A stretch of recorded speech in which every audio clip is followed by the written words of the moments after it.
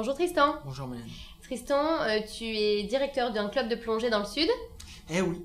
Ensemble, on répond à la question d'Erika. Elle a 23 ans, elle fait de la plongée, elle aimerait en faire, sauf qu'elle a un souci, elle a tendance à avoir les oreilles qui se bouchent et elle aimerait savoir si tu aurais des petits trucs à lui donner. En descendant sous l'eau, la pression de l'eau augmente en Ouais. fonction de la profondeur. Donc du coup, l'eau appuie sur le tympan.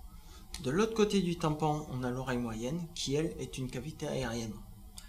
Et si on n'envoie pas de l'air pour compenser la chute de pression, on aura le tympan qui se déforme, une gêne, puis un peu plus qu'une gêne, et enfin la douleur. Et ça, le but du jeu est bien sûr d'éviter de rentrer dans de l'inconfort. Qu'est-ce qu'on pourrait donner comme petit truc à Erika pour éviter justement que ses oreilles se bouchent et puis d'arriver au stade de la douleur? Parce que là... Donc Erika, il faudra penser à équilibrer tes oreilles. C'est-à-dire? Tu as plusieurs manœuvres pour ça.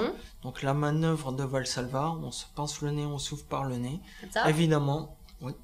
Mais on fait une mise en pression douce, mais ferme. Et surtout, on ne maintient pas la pression et on répète l'opération autant de fois que nécessaire.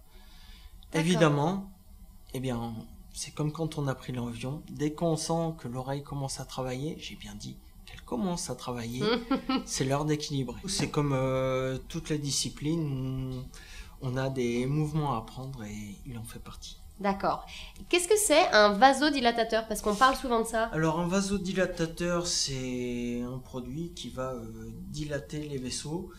En plongée, c'est pas super pour la simple raison que ça a dilaté toute la tuyauterie avant de partir à l'eau et les durées d'action de ces produits étant limitées, à la remontée, ça va se refermer. Et ça va se refermer d'autant plus. Donc vasodilatateur, pas recommandé dans le cadre de la plongée? Pas recommandé. Beaucoup plus recommandé, apprendre à se moucher sous l'eau. À se moucher sous l'eau? Bien sûr. Alors comment ça se passe? Tout simplement, on va enlever son masque de façon à rester propre. Et on va tout simplement se moucher, comme d'habitude, comme on pourrait le faire à terre.